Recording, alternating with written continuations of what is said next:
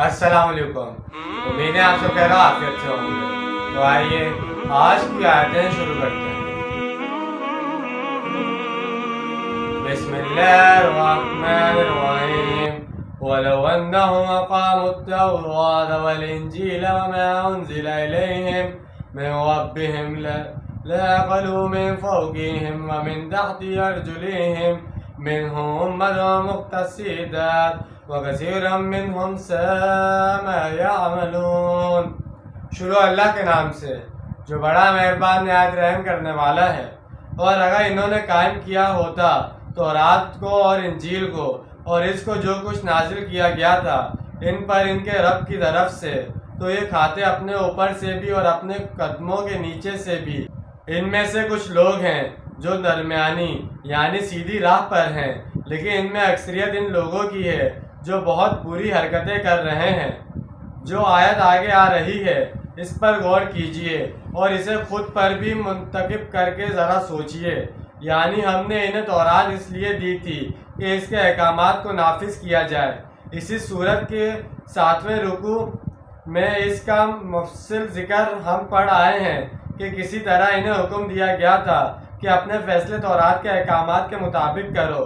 اس سے اگلا مرحلہ اس پورے نظام کے نفاذ کا تھا جو تورات نے دیا تھا۔ اسی طرح ہم پر بھی فرض ہے کہ ہم نے قرآن کے نظام کو قائم کرنا ہے۔ اس کے بارے میں فرمایا جا رہا ہے کہ اگر انہوں نے اللہ کا وہ نظام قائم کیا ہوتا تو ان کے اوپر سے بھی ان کے رب کی طرف سے نعمتوں کی بارش ہوتی اور ان کے قدموں کے نیچے سے بھی اللہ تعالیٰ کی نعمتوں کے دھارے پھوٹتے۔ ان کا عمل اور رویہ نہایت غلط ہے۔ یا ایھا الرسول بلغ ما انزل الیک من ربک وان لم تفعل فما بلغت رسالته واللہ یعصمک من الناس ان اللہ لا یہدی القوم الکافرین۔ اے رسول صلی اللہ علیہ وسلم، پہنچا دیجئے جو کچھ نازل کیا گیا ہے آپ صلی اللہ علیہ وسلم کی طرف، آپ صلی اللہ علیہ وسلم کے رب کی جانب سے۔ اور اگر بالفرض آپ صلی اللہ علیہ وسلم نے ایسا نہ کیا تو گویا آپ صلی اللہ علیہ وسلم نے اس کی رسالت کا حق ادا نہیں کیا، اور اللہ آپ صلی اللہ علیہ وسلم کی حفاظت کرے گا لوگوں سے۔ یقیناً اللہ کافروں کو رائے یاب نہیں کرتا۔ اپنے مضمون کے اعتبار سے یہ بہت سخت آیت ہے۔ اس سے بھی پتہ چلتا ہے کہ اگر وحی میں کہیں حضور صلی اللہ علیہ وسلم پر تنقید نازل ہوئی ہے تو وہ بھی قرآن میں جوں کی توں موجود ہے۔ ایسا ہرگز نہیں کہ ایسی چیزیں کو چھپا لیا گیا ہو۔ 30ویں پارے میں سورہ عبسہ کی ابتدائی آیت عبس وتولی ان جاءہ الاعمی میں بھی ویسے ہی موجود ہے جیسے نازل ہوئی تھی۔ سورہ عمران میں بھی ہم پڑھ کر آئے ہیں جو حضور صلی اللہ علیہ وسلم کو مخاطب کر کے فرمایا گیا۔ لیس لک من الامر شیء، آیت 128۔ اس طرح کی آیات اپنی جگہ پر من وعم موجود ہیں اور یہ قرآن کے محفوظ من اللہ ہونے پر حجت ہیں۔ آیت زیر نظر میں تنبیہ کی جا رہی ہے کہ وحی الہ میں سے کوئی چیز کسی وجہ سے پہنچنے سے رہ نہ جائے، لوگوں کے خوف سے یا اپنی کسی مصلحت کی وجہ سے۔ بالفرض اگر ایسا ہوا تو گویا آپ صلی اللہ علیہ وسلم فضیلت رسالت کی ادائیگی میں کوتاہی کا ثبوت دیں گے۔ آپ کو لوگوں سے ڈرنے کی کوئی ضرورت نہیں۔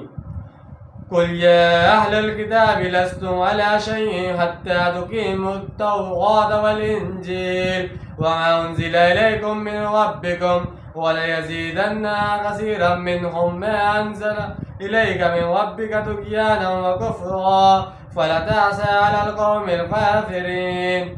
اے نبی صلی اللہ علیہ وسلم، کہہ دیجئے اے کتاب والو، تم کسی چیز پر نہیں ہو جب تک تم قائم نہ کرو تورات اور انجیل کو اور جو کچھ نازل کیا گیا ہے تم پر تمہارے رب کی طرف سے۔ لیکن اے نبی صلی اللہ علیہ وسلم، جو کچھ آپ صلی اللہ علیہ وسلم پر نازل کیا گیا ہے آپ صلی اللہ علیہ وسلم کے رب کی طرف سے، یہ ان کے اکثر لوگوں کی سرکشی اور کفر میں یقینا اضافہ کرے گا۔ تو آپ صلی اللہ علیہ وسلم ان کافروں کے بارے میں افسوس نہ کریں۔ تمہاری کوئی حیثیت نہیں ہے، کوئی مقام نہیں ہے، کوئی جڑ بنیاد نہیں ہے، تم ہم سے ہم کلام ہونے کے مستحق نہیں ہو۔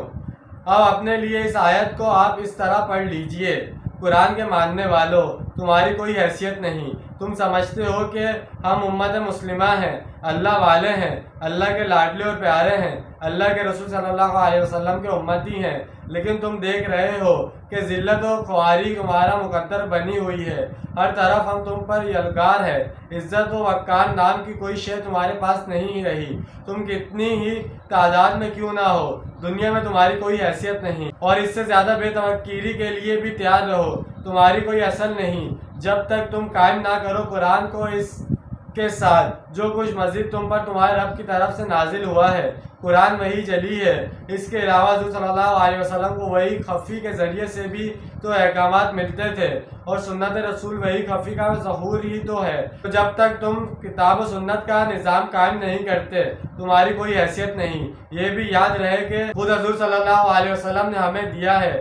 میرے بچے مسلمانوں پر قرآن مجید کے حقوق میں یہ حدیث موجود ہے کہ جس میں حضور صلی اللہ علیہ وسلم سے یہ الفاظ نقل ہوئے ہیں: اے اہل قرآن، قرآن کو اپنا تکیہ نہ بنا لینا، بلکہ اسے پڑھا کرو رات کے اوقات میں بھی اور دن کے اوقات میں بھی، جیسا کہ اس کے پڑھنے کا حق ہے، اور اسے عام کرو اور خوش خانی سے پڑھو اور اس میں تدبیر کرو تاکہ تم فلاح پاؤ۔ ان کی سرکشی اور طغیانی میں اور اضافہ ہوگا، ان کی مخالفت اور بڑھتی چلی جائے گی، حسد کی آگ میں وہ مزید جلتے چلے جائیں گے۔ نبی کیونکہ اپنی امت کے حق میں نہایت رحیم اور شفیق ہوتا ہے، لہٰذا وہ لوگوں پر عذاب کو پسند نہیں کرتا، اور قوم پر عذاب کے تصور سے اس سے صدمہ ہوتا ہے، پھر خصوصاً جب وہ اپنی برادری بھی ہو، جیسا کہ بنی اسماعیل علیہ السلام تھے، تو یہ رنج و صدمہ دو چند ہو جاتا ہے۔ چنانچہ جب ان کے بارے میں سورہ یونس اور سورہ ہود میں عذاب کی خبریں آ رہی تھی تو آپ صلی اللہ علیہ وسلم بہت فکر مند اور غمگین ہوئے، اور آپ صلی اللہ علیہ وسلم کے بالوں میں یکدم سفیدی آ گئی۔ اس پر حضرت ابو بکر صدیق رضی اللہ عنہ نے پوچھا: حضور صلی اللہ علیہ وسلم کیا ہوا؟ آپ صلی اللہ علیہ وسلم پر بڑھاپا طاری ہو گیا، تو آپ صلی اللہ علیہ وسلم نے فرمایا: مجھے سورہ ہود اور اس کی بہنوں ہم مضمون صورتوں کے بوڑھا کر دیا ہے، کیونکہ ان صورتوں کا انداز ایسا ہے جیسے اب مہلت ختم ہوئی جاتی ہے اور عذاب کا دھار چھوٹنے ہی والا ہے۔ تو جیسے کہ آج ہم نے 3 آیتوں کا ترجمہ اور تفسیر بیان کی ہے، امید ہے آپ کو سمجھ میں آیا ہوگا، پسند آیا ہوگا۔ ملتے ہیں اگلی ویڈیو میں، اپنا ڈھیر سارا خیال رکھیے گا، جب تک کے لیے اللہ حافظ، فی امان اللہ۔